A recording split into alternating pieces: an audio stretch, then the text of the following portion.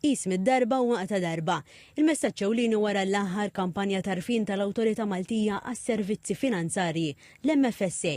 Bl-isem No Before You Sign, l-MFSA toffri gwida ta' dak kollu li għandek iżżomm f'moħħok qabel tajt iva għal skemi finanzjarji, fosthom skemi ta' tfaddil u assigurazzjoni privata. Ma' TV News, Sara Police, Head of Conduct Supervision fl-Awtorità, tgħid li fost l-aktar affarijiet li wieħed għandu jqis huwa li jaqra qabel ma jiffirma. Importanti ħafna illi il-klient jaqra u jifhem il-prodott. Jiġifieri, jekk għandu xi mistoqsijiet qabel jiffirma u joħroġ il-flus biex jixtri l-prodott, irid ikun jifhem eżatt il-prodott x'riski għandu, l-ispejjeż li fih, mhux ħares biss lejn l-affarijiet iżbieħ, il-returns li ħajkollu, l-affarijiet, il-benefiċċji biss. Fatti oħra li qasmet magħna kienu numru ta' drittijiet tal-klijent, fosthom li jkollhom dak li jissejjaħ il-cooling off period. Dan ifisser li f'ħafna każi jkun hemm perjodu fejn il-klijent jista' jikkanċella l-prodott finanzjarju li tiffirma lih jekk jibdel fehmtu.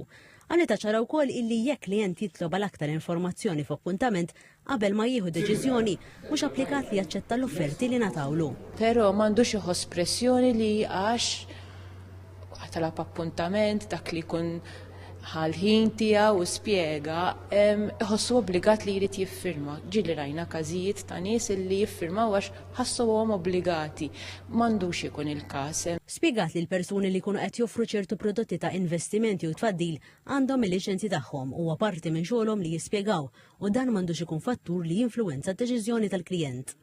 Ħaġa oħra li forsi wieħed irid joqgħod attent minnha u meta jiġi avviċinat minn entitajiet li ovvjament ibijaw il-prodott tagħhom u jkollu diġà prodott simili u kultant isir suġġeriment biex forsi wieħed iwaqqaf il-prodotti li diġà għandu ma' entità oħra u jixtri l-prodott il-ġdid.